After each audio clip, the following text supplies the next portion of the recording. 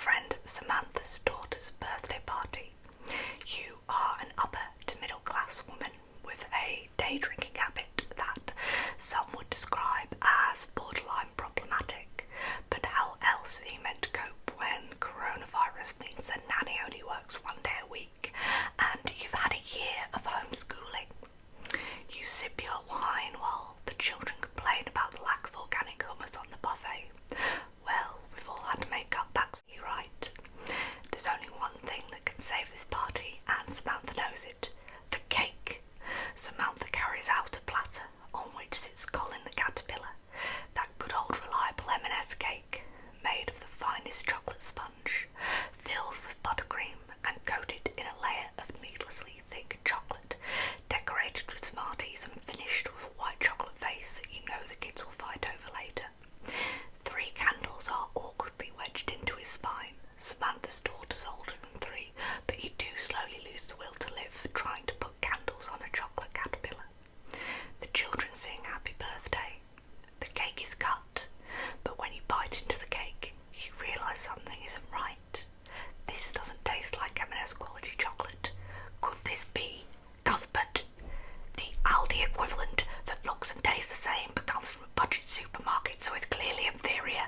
You grab your child's hand and drag them away. Put that Aldi cake down now. We are leaving Felicity. Next thing we know, it'll turn out those prawn skewers are from Iceland, and I'm not waiting around for that revelation. You spend the rest of the evening brushing your teeth to get rid of that awful budget supermarket taste. Hi, I'm Mademmyify, and today I'm telling you about Colin versus Cuthbert, court case of the century, or a stroke of marketing genius.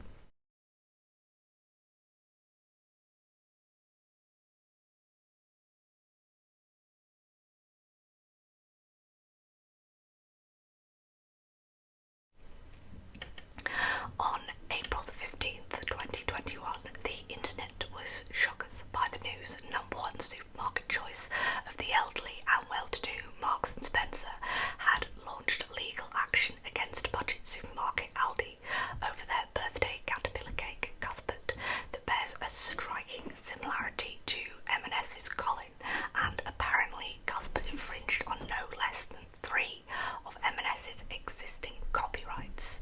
To understand fully the nation's love of Colin, we need to go back to 1990, when he was launched to great success, partially due to the popularity of much-loved children's book, The Very Hungry Caterpillar.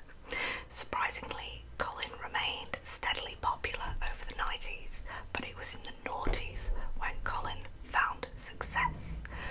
2006 saw the launch of the show Ace of Cakes and cemented our love as a society with novelty cakes that one person couldn't hope to consume on their own without risking diabetes.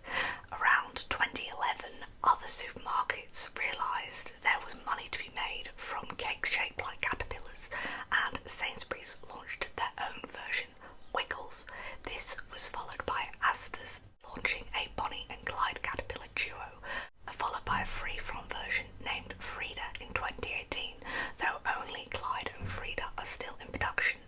In 2015, Waitrose launched Cecil, and soon every supermarket had their own version of Colin.